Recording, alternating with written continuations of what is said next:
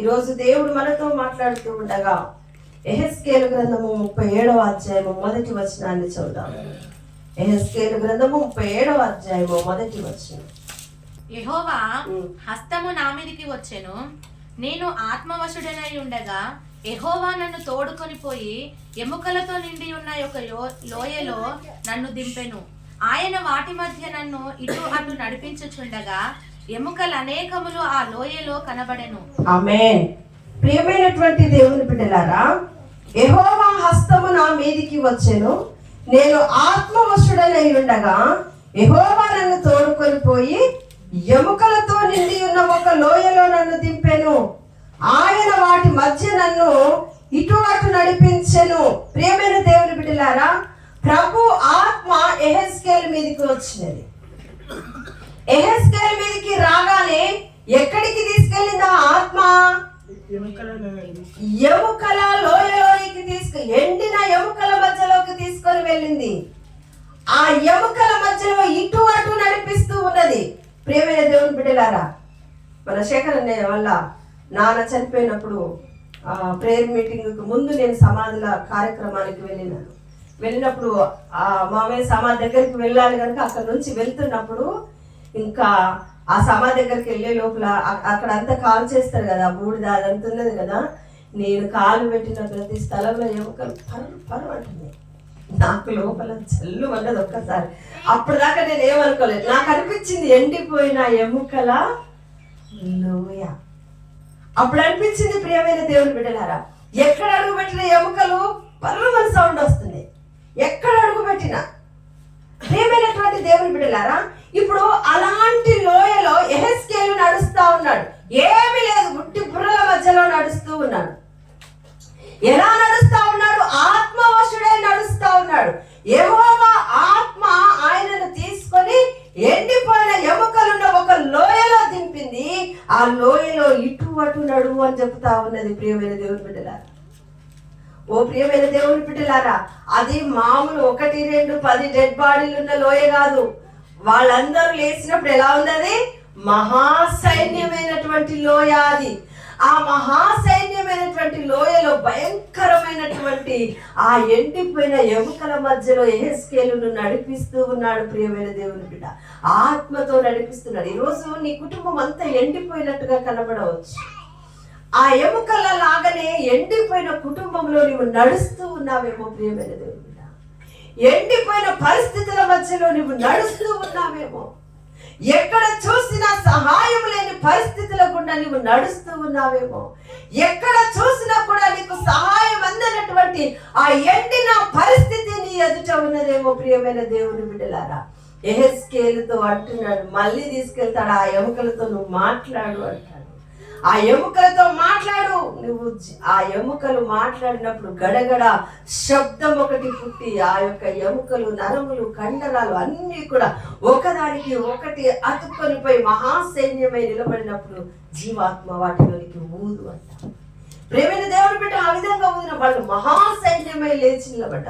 అంటే ఒక భయంకరమైనటువంటి ఎముకలతో దేవుడు యెహెజ్కేలును మాట్లాడించినప్పుడు ఆ ఎముకలు మహాసైన్యమై నిలబడ్డాయి. ప్రియమైన దేవుని బిడ్డ, దేవుని ఆత్మ ద్వారా నీవు నేను మాట్లాడితే ఏ పరిస్థితి అయితే ఎండిపోయినదిగా ఉంటుందో దానిలో జీవము పుడుతుంది. ప్రియమైన దేవుని బిడ్డ, ఏదైతే మన ఎదుట ఎండిపోయినదిగా కనబడుతుందో, ఏదైతే బలహీనమైనదిగా కనబడుతుందో, ఏదైతే మనకు జరగదనుకుంటున్నామో, ఎక్కడైతే నువ్వు అవమానించబడుతున్నావో, ఎక్కడైతే నిందించబడుతున్నావో, ఎక్కడైతే వెలివేయబడుతున్నావో, ఎక్కడైతే తృణీకరించబడుతున్నావో, ఎక్కడైతే నీ భక్తి జీవితాన్ని బహు భయంకరంగా హేళన చేస్తున్నారో, ప్రియమైన దేవుని బిడ్డ,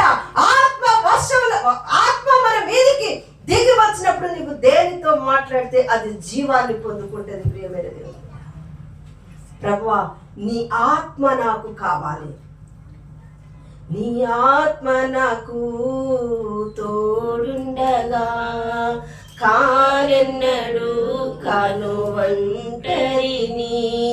నీ ఆత్మ నాకు తోడుండగా కారెన్నడు కాను ఒంటరిని. ప్రేమ ప్రేమా ప్రవాహం ఉంచావే నాలోనా.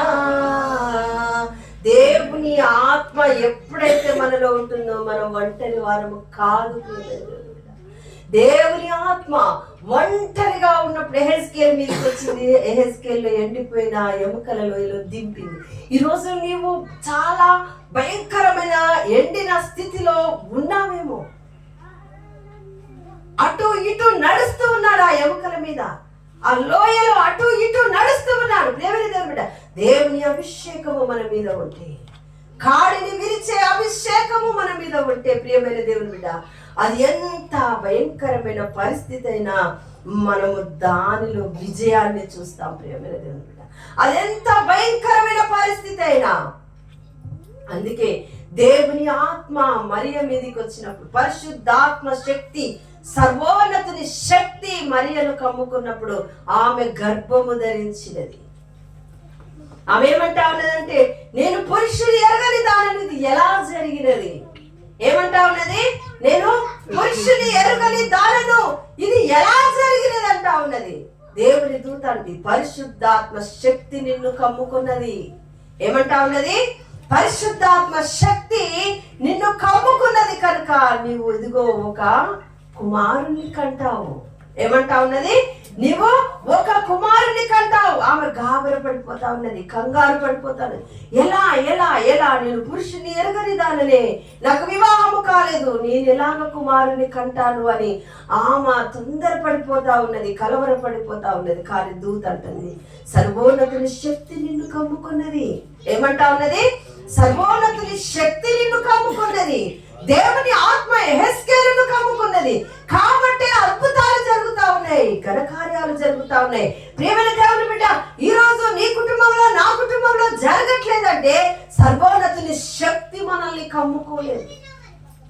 ఈరోజు అసాధ్యమైనవి జరగాలి మన ఇంట్లో, దేవుని శక్తి ద్వారా మన ఇంట్లో జరగాలి అంటే ప్రియమైన దేవుని బిడ్డ, సర్వోన్నతుని శక్తి మనల్ని కమ్ముకోవాలి. సర్వోన్నతుని యొక్క శక్తి మన మీదకి రావాలి.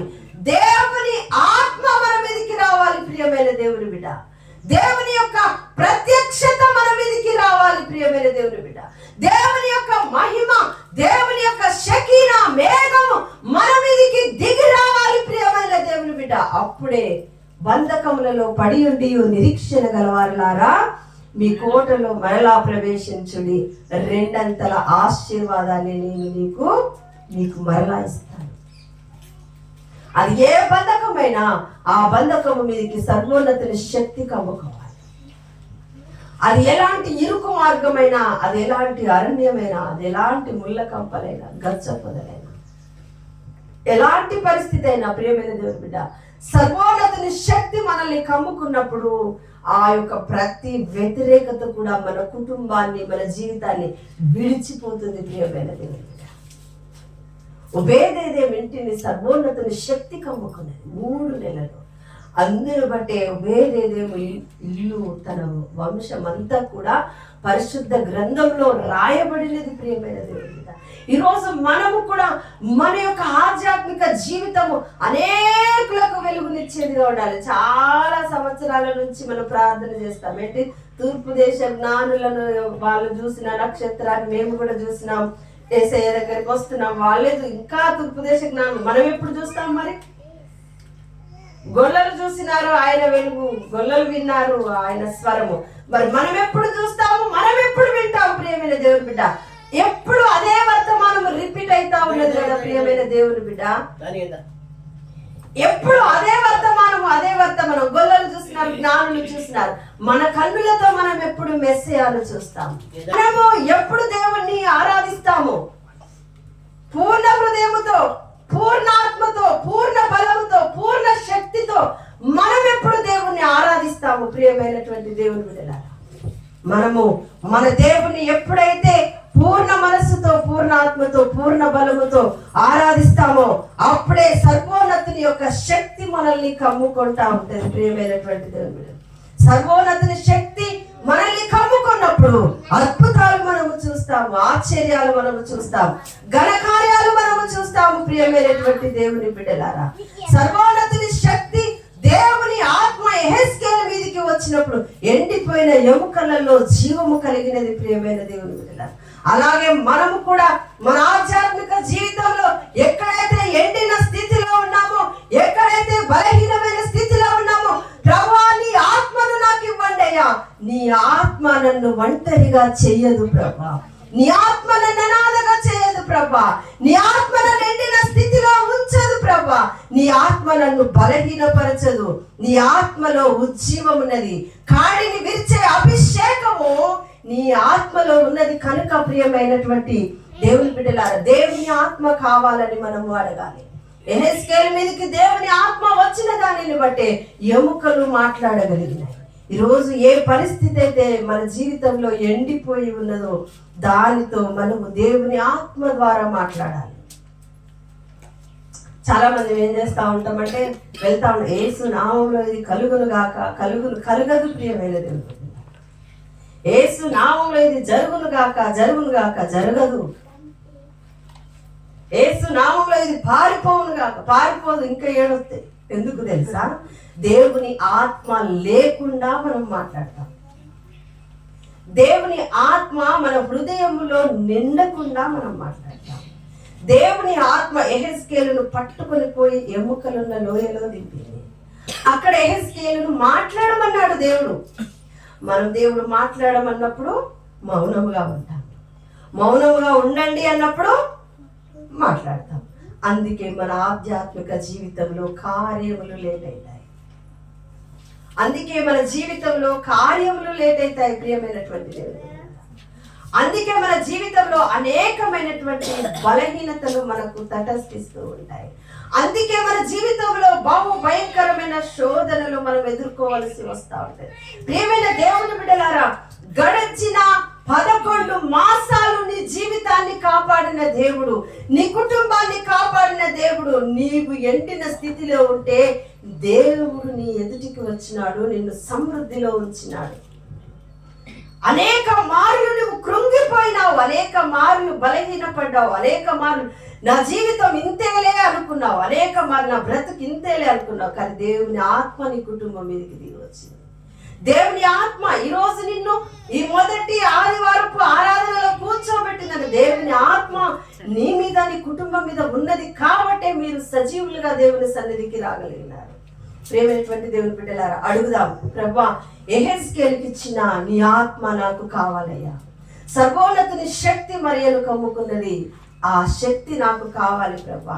దావీదుకు కలిగిన బాధలన్నిటిలో నీవు దావీదును జ్ఞాపకం చేసుకున్నావు ప్రభువా, నన్ను జ్ఞాపకం చేసుకున్నాయి. అడుగుదాం, ప్రార్థన చేసుకుందాం. దేవుడి మాటలు మన వినికిడిలో దీవించి ఆశీర్వదించును గాక.